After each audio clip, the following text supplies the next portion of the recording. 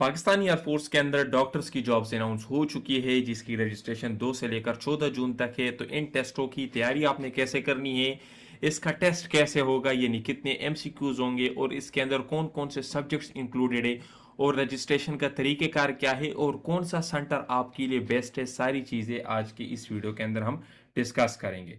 So dear student, सबसे पहले अगर हम बात करें रजिस्ट्रेशन के ऊपर, तो यहाँ पर मेंशन है कि 2 जून से लेकर 14 जून तक रजिस्ट्रेशन है। इस दौरान आप पाकिस्तान जो एयरफोर्स की वेबसाइट है इसके ऊपर अप्लाई कर सकते हैं। बहुत सेंटर्स है, डिफरेंट सेंटर्स है, किसी भी सेंटर के अंदर आप अप्लाई कर सकते हैं, लेकिन हमारा आपको मशवरा यही होगा कि आप उस सेंटर का इंतखाब कर ले जिसके बारे में आपको पता हो, यानी उस सेंटर से रिलेटेड आपको पास्ट पेपर्स का पता हो, आपको मोस्ट रिपीटेड टॉपिक्स का पता हो, आपको एमसीक्यूज का पता हो कि मैं जिस सेंटर के अंदर अप्लाई करना जा रहा हूँ या करनी जा रही हूँ तो वहाँ पर कौन से टॉपिक्स इंपॉर्टेंट है, ताकि आपकी तैयारी भी उसी की निस्बत हो। जिस तरह हम, अगर आप हमसे तैयारी करते हैं तो हम आपको सेंटर भी बता देंगे और हम आपको डेट भी बताएंगे। अभी सेंटर और डेट क्यों जरूरी है, क्योंकि देखिए 14 जून तक रजिस्ट्रेशन है, रजिस्ट्रेशन है बंद नहीं होना, 14 जून तक रजिस्ट्रेशन ओपन रहेगी, आप किसी भी डेट पर रजिस्ट्रेशन कर सकते हैं।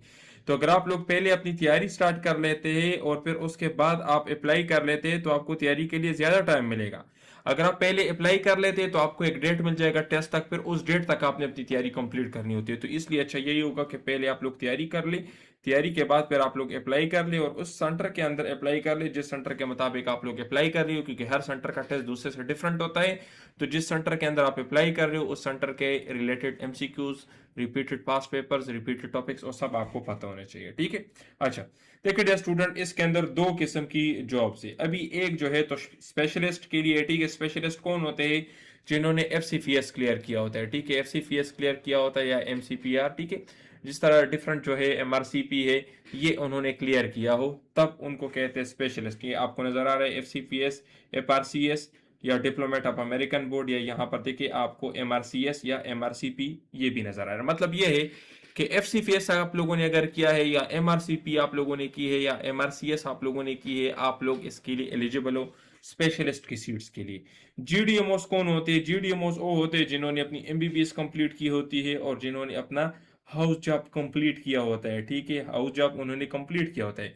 अभी ज्यादातर स्टूडेंट जो है तो उनका एमबीबीएस कंप्लीट हो चुका है, उनकी हाउस जॉब अभी स्टार्ट नहीं हुई, तो लोग इसके लिए एलिजिबल नहीं है, उनकी हाउस जॉब कंप्लीट होनी चाहिए, ठीक है। बाकी यहाँ पर ये डिवीजन सारी चीजें लिखी, आप इसको चेक कर सकते हैं, ठीक है। अभी देखिए डियर स्टूडेंट, यहां पर आप लोग का तरीकाकार क्या होगा। सबसे पहले आप लोग रजिस्ट्रेशन कर लोगे, रजिस्ट्रेशन के बाद आप लोगों का होगा टेस्ट।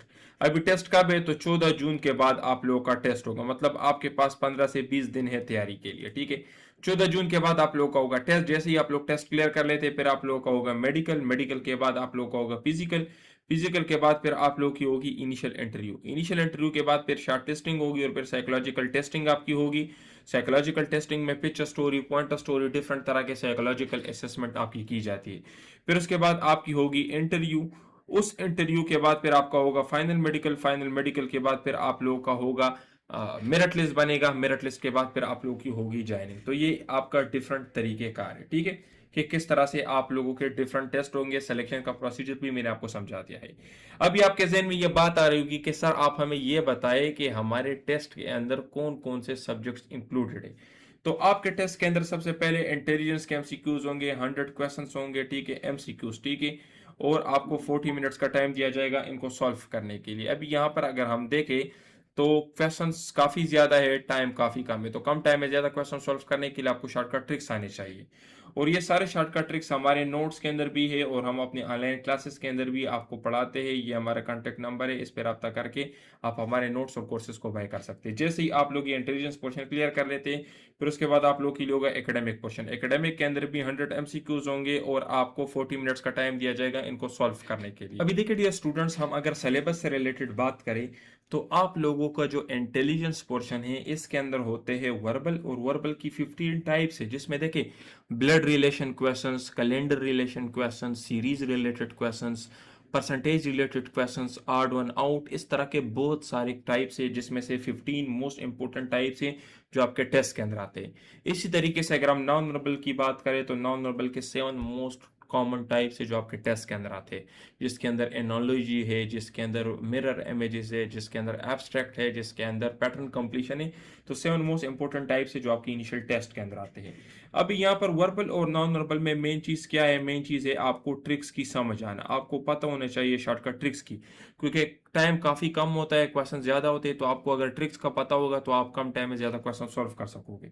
ये सारे शॉर्टकट ट्रिक्स और ये सारे टाइप्स हमारे नोट्स के अंदर भी है और हम अपनी वीडियोस के अंदर भी आपको पढ़ाएंगे। आप हमारे इस नंबर पर रब्ता करके हमारे पेड कोर्सेज को ज्वाइन कर सकते हैं।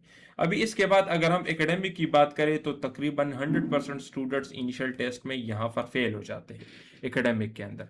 एकेडमिक में आपके बेसिक साइंसेस भी आएंगे। बेसिक साइंसेस क्या है? जो आपने अपने फर्स्ट ईयर और सेकंड ईयर एमबीबीएस के अंदर पढ़े हुए हैं, जिसके अंदर एनाटॉमी, फिजियोलॉजी, बायोकेमिस्ट्री, डिफरेंट तरह के ये सब्जेक्ट्स है। आपके क्लिनिकल साइंसेस भी है। क्लिनिकल साइंसेस कौन से है? क्लिनिकल साइंसेस ये है जो आपने थर्ड ईयर से लेकर फाइनल ईयर तक पढ़े हैं, जिसके अंदर मोस्ट इंपॉर्टेंट क्या है? पैथोलॉजी है, आपकी सर्जरी है, आपकी मेडिसिन है, ठीक है। तो ये काफ़ी इंपॉर्टेंट है जहाँ से एमसीक्यूज आते हैं। और स्पेशलाइजेशन वाले जो है तो उनके स्पेशलाइज सब्जेक्ट से टेस्ट आएगा, उनका बेसिक्स और क्लिनिकल साइंसेस नहीं होगा। उनका जो एकेडमिक है उनके सब्जेक्ट से आएगा, ठीक है। उनके भी अपने सब्जेक्ट से रिलेटेड चीज़ होगी।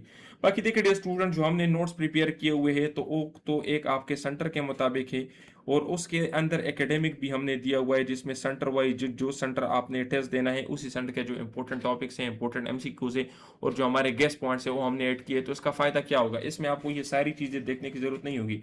सिर्फ इन नोट्स को कवर करके, इन क्लासेस को ज्वाइन करके आपका टेस्ट इससे क्लियर हो जाएगा। आपको एक्स्ट्रा मजीद कोई चीज़ देखने की जरूरत नहीं होगी, क्योंकि देखिए 5 सालों का कोर्स है एमबीबीएस का, तो काफ़ी ज़्यादा है, आप सारा भी कवर नहीं कर सकते।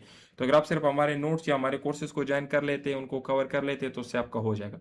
बाकी अगर आप सेल्फ स्टडी कर रहे हैं तो अगर आप सेल्फ स्टडी कर रहे हैं तो जो आपकी पार्ट 1 की तैयारी है, ज़्यादातर स्टूडेंट अभी फर्स्ट एड से पढ़ रहे हैं, तो अगर आप लोगों ने फर्स्ट एड को कवर किया हुआ है, फर्स्ट एड के साथ आप सर्जरी और मेडिसिन भी अगर कर लेते हैं तो ये भी आपके लिए इनफ है। तो अगर आप सेल्फ स्टडी कर रहे हैं तो फर्स्ट एड, सर्जरी और मेडिसिन, सर्जरी आप लोग बेली एंड लफ को भी कर सकते हैं, मेडिसिन आप लोग हैरिसन या इरफान मसूद को भी कर सकते हैं, सर्जरी के लिए आप डोगोर को भी कर सकते हैं। तो अगर ये आपकी है, आपने ये कवर किया हुआ है, तो फिर आपको एक्स्ट्रा मजीद करने की ज़रूरत नहीं है। लेकिन ये है कि ये थोड़ा लेंथी काम है, इसमें आपको ये पता नहीं चलता कि कौन से टॉपिक्स आपके लिए इंपॉर्टेंट है, कौन से एमसीक्यूज आएंगे, एमसीक्यूज की डिफिकल्टी लेवल क्या है। तो इसलिए इन सब से हटकर अगर आप सिर्फ ये चीज़ें कर लेते तो ये आपके लिए ज़्यादा सेलेक्टेड होगा, ठीक है। बाकी देखिए डियर स्टूडेंट, मैं आपको अपनी इंट्रोडक्शन बताता जाऊं। मेरा नाम डॉक्टर सदीद एहसान है, मैं आर्मी मेडिकल कॉलेज से क्वालिफाइड हुआ, एसएसबी से रिकमेंडेड हूँ। पिछले 7 साल से मैं स्टूडेंट्स को तैयारी करवा रहा हूँ।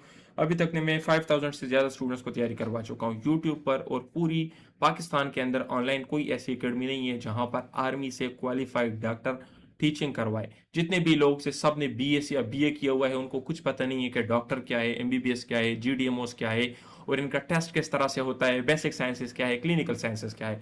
तो आपने उन स्कैमर से दूर रहना है, या तो खुद तैयारी करें या आप हमारे डेमो देखकर अगर आपको पसंद आ जाए हमें ज्वाइन कर ले, ठीक है। इंशाल्लाह जो तैयारी हम आपको करवाएंगे वो गारंटीड होगी। बाकी देखिए डियर स्टूडेंट, ये मैंने नॉन वर्बल के क्वेश्चन उठाया हुआ है। नॉन वर्बल के अंदर इस तरह के आपको शेप्स दिए जाते हैं और ये सारे हमारे वो क्वेश्चन है जो हमने खुद बनाए हुए। आप कोई भी एकेडमी ज्वाइन करोगे तो वहाँ पर किताबों से डिफरेंट तस्वीरें लिखी या इधर उधर से डिफरेंट इमेजेस डाउनलोड करके आपको दिए जाते हैं। ये हमारे अपने क्वेश्चन है जो हमने खुद बनाए हैं और जीडीएमओस के टेस्ट के लिए हमने बनाए हैं। अभी यहाँ पर देखिए, यहाँ पर आप लोगों ने ये मालूम करना है कि यहाँ पर कौन सा शेप आएगा। तो यहाँ पर अगर हम देखें तो आपने हमेशा नॉन नॉर्मल को हॉरिजॉन्टली सॉल्व करना है, मतलब सबसे पहले इसको देखना है, फिर इसके बाद इसको, फिर इसके बाद इसको। कभी भी ऊपर से नीचे की तरफ क्वेश्चन को आपने नहीं देखना, ये पहला रूल है नॉन नॉर्मल का। फिर उसके बाद आपने क्या करना है, आपने दरमियान वाले लाइन को पढ़ने की जरूरत नहीं है ताकि आपको टाइम की बचत हो, क्योंकि लाइन को पढ़ने में आपका टाइम लगेगा। आपने पहले लाइन को पढ़कर अपना देखना है कि इसके अंदर किस तरीके से चेंज है। जस्ट लेट सपोज अगर मैं यहाँ पर देखूं तो यहाँ पर मेरे पास ये 3 शेप्स है, यहाँ पर 1 है और यहाँ पर 2 है। तो इसका अभी मतलब क्या हुआ, यहाँ पर मतलब ये हुआ कि ये 2 शेप्स अपोजिट साइड पर 2 शेप्स एक दूसरे के साथ कैंसिल हो जाएंगे, तो सेम साइड पर ये 2 शेप्स रह जाएंगे। अभी मैंने यहाँ पर भी इस तरह से करना है, ये वाला शेप इस वाले शेप के साथ कैंसिल हो जाएगा, तो मेरा इस साइड पे ये रह जाएगा और इस साइड पे 2 ये रह जाएंगे। तो इट मीन्स कि ये वाला भी मेरा आंसर ठीक है और ये वाला भी मेरा आंसर ठीक है। बी और सी दोनों मेरे ऑप्शंस हो सकते हैं। तो ये नॉन नॉर्मल के इस तरह के शॉर्टकट ट्रिक्स और इस तरह के तरीके कार हम आपको बताएंगे। इस तरह नॉन नॉर्मल्स के अपने रूल्स हैं, अगर आप उन रूल्स को समझ लेते हो ना तो उन रूल्स की मदद से आप कोई भी क्वेश्चन आसानी से कवर कर सकते हो। ये सारे रूल्स हमने अपने नोट्स के अंदर भी लिखा है और हमारे कोर्सेज के अंदर भी हम आपको पढ़ाएंगे। इसी तरीके से अगर हम यहाँ पर देखें तो इस क्वेश्चन को कैसे सॉल्व करना है, यहाँ पर आपने मिसिंग शेप मालूम करना है। तो यहाँ पर देखें आपको 3 बबल्स नजर आ रहे हैं बाहर की तरफ है, तो इसको मैं 3 लिख देता हूँ। 3 बबल्स है, यहाँ पर 4 बबल्स है, तो इसको मैं 4 लिख देता हूँ। लेट सपोज अगर बाहर की तरफ बबल्स को मैं प्लस कर दूं तो ये मेरा +3 हो जाएंगे, और अंदर की तरफ बबल्स है तो इनको मैं माइनस कर दूं तो ये मेरा -4 हो जाएंगे। तो +3 -4 मेरे पास क्या आ जाएगा, -1। तो माइनस का क्या मतलब है कि अंदर की तरफ बबल, और 1 का क्या मतलब है कि 1। तो ये मेरा बन गया। दरमियान वाली लाइन को पढ़ने की जरूरत नहीं। यहाँ पर क्या है, 5 बबल्स है, तो मैं प्लस लिख देता हूँ क्योंकि बाहर की तरफ है, और +5 लिख देता हूँ। यहाँ पर 3 बबल्स है तो 3 लिख देता हूँ, अंदर की तरफ है तो -3 लिख देता हूँ। तो +5 - 3 मेरा क्या बन जाएगा, प्लस बन जाएगा। और 2 प्लस का क्या मतलब है कि बाहर की तरफ और कितने बबल्स, 2 बबल्स। तो ये मेरा आंसर हो जाएगा। अभी देखिए, ये वर्बल का एक क्वेश्चन है जो लास्ट इनिशियल टेस्ट में आया था कि अगर 15 अगस्त 2024 को थर्सडे है तो आप बताइए कि 15 अगस्त 2025 को कौन सी दिन होगी। तो अभी देखिए, लंबा चौड़ा आप कैलकुलेटर निकालोगे या पेज निकालोगे और आप कहोगे कि सर कैलकुलेटर की जरूरत है, पेज की जरूरत है, वहां पर ना कैलकुलेटर अलाउड होता है ना पेज, आपने डायरेक्ट सॉल्व करना है। अभी इसका तरीकाकार क्या है, अगर आपसे सेम डेट पूछा जाए लेकिन डिफरेंट ईयर्स के अंदर, यानी नेक्स्ट ईयर के अंदर, तो ये सेम डेट सिर्फ और सिर्फ एक दिन आगे बढ़ेगा। मतलब अगर यहाँ पर 15 अगस्त 2024 को थर्सडे है तो यहाँ पर 15 अगस्त 2025 को कौन सी दिन होगी, फ्राइडे होगी, सिर्फ एक दिन बढ़ेगा। तो अभी अगर आपसे पूछा जाए कि लेट सपोज 15 अगस्त 2024 को कौन सी दिन होगी, तो आप एक दिन और बढ़ाए, क्योंकि सालों के अंदर सिर्फ एक दिन का गैप आता है। ठीक है, तो ये आप लोगों ने याद रखना है, सिर्फ एक दिन का गैप आता है। ठीक है, अच्छा नेक्स्ट देखिए, 30% of a number is 9, what is the number. आपको बताया गया है, ये परसेंटेज रिलेटेड क्वेश्चन है कि अगर एक नंबर का 30% जो है वो 9 है तो आप बताएं कि वो नंबर क्या होगा। तो यहाँ पर देखिए, मैं लिख देता हूँ कि अगर 30% किसी नंबर का 9 है तो मैं इसको अगर 3 के ऊपर डिवाइड कर लूँ, इसको भी मैं 3 के ऊपर डिवाइड कर लूँ, तो ये मेरे पास आ जाएगा 10 और ये मेरे पास आ जाएगा 3।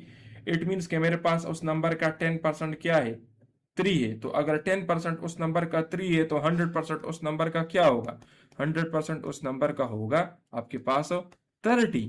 तो मेरा आंसर क्या हो जाएगा, 30 यहां पर हो जाएगा। ठीक है, तो इस तरह से आपने मालूम करना है। अभी लेट सपोज अगर आपसे ये पूछा जाए कि 30% ऑफ 30 इज, तो आपने इसको कैसे सॉल्व करना है, मतलब तो एक ही है ना।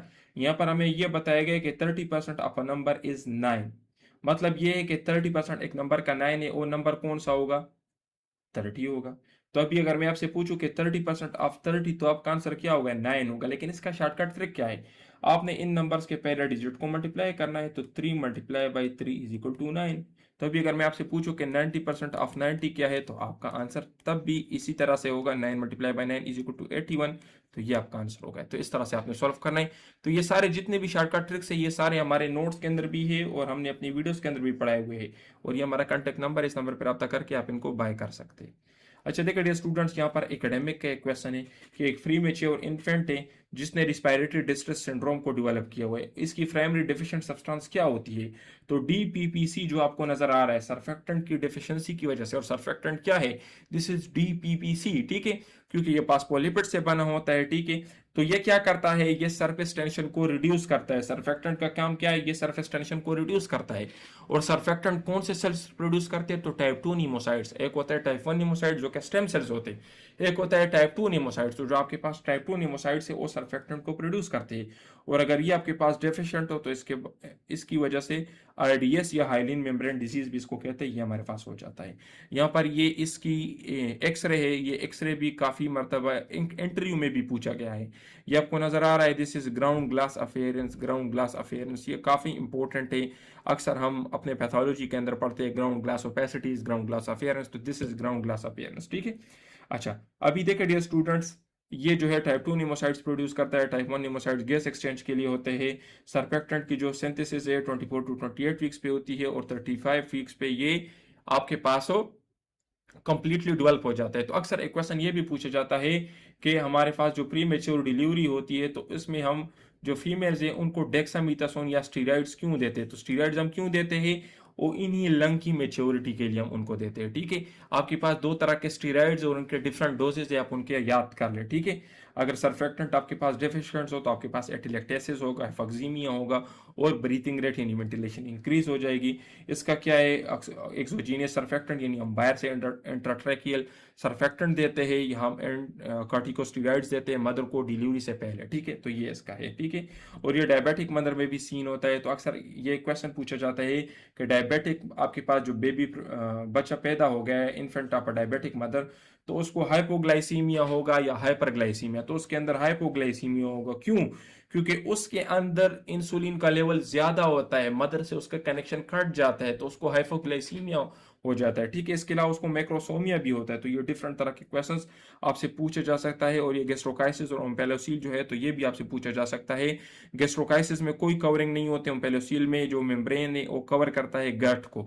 और ये क्वेश्चन पूछा गया था हमारे ऑस्पी के अंदर भी, ये क्वेश्चन पूछा गया था आर्मी मेडिकल कॉलेज में कि गैस्ट्रोकाइसिस की जो ट्रीटमेंट है ये क्या है। तो इसमें आप इन मेम्ब्रेन को मैश से कवर करते हैं, उन मैश को आप वेट करते हैं और बेबी को आप एंटीबायोटिक्स देते हैं, फिर आप इसकी एक कॉइल बनाते हैं और इसको रिड्यूस करते हैं तकरीबन 10 से 15 दिनों के अंदर। क्योंकि अगर आप एक साथ इनको रिड्यूस करोगे तो कंस्टिपेशन हो जाएगा, ठीक है, कंस्टिपेशन हो जाएगा, ऑब्स्ट्रक्शन हो जाएगा। सो डियर स्टूडेंट्स, अगर आपका कोई भी क्वेश्चन हो इन टेस्टों से रिलेटेड तो ये हमारा कांटेक्ट नंबर, इस नंबर पर रब्ता करके आप पूछ सकते हैं। नीचे कमेंट करके भी आप पूछ सकते हैं। बाकी वीडियो के नीचे लाजमी कमेंट और शेयर किया करें ताकि हमारी हौसला अफजाई हो और हम आपके लिए मजीद वीडियोस बनाए, ठीक है। तो देखिए डियर स्टूडेंट, यहाँ पर मैंने आपको बता दिया है कि आप पहले अपनी तैयारी कर ले, बाद में आप लोग अप्लाई कर लेना। और बाकी देखिए डियर स्टूडेंट्स, आप लोगों ने स्कैमर से दूर रहना है। यूट्यूब पर आपको बहुत सारे लोग मिलेंगे जो आपको कहेंगे कि हम आपको 1000-2000 में नोट दे देंगे, लेकिन किसी के पास भी एमबीबीएस से रिलेटेड, जीडीएमओ और स्पेशलिस्ट से रिलेटेड कोई नॉलेज नहीं है, कोई डाटा नहीं है, क्योंकि कोई है ही नहीं डॉक्टर, तो उसको क्या पता। तो इसलिए उन स्कैमर से दूर रहे।